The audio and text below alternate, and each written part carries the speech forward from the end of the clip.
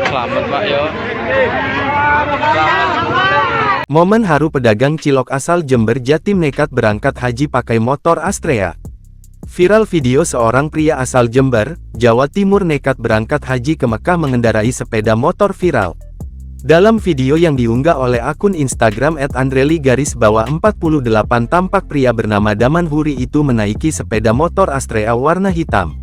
Pria asal desa Memampu, Kecamatan Gumukmas, Jember itu mengenakan jaket hitam dan hijau.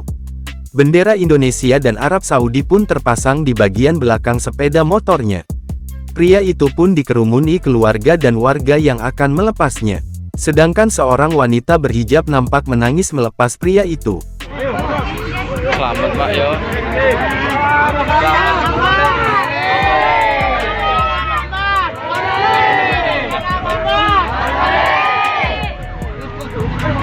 Selamat.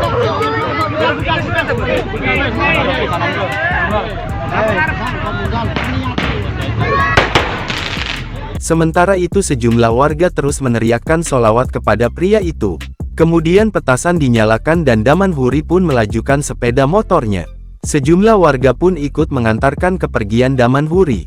Unggahan ini pun mendapat banyak komentar dari netizen.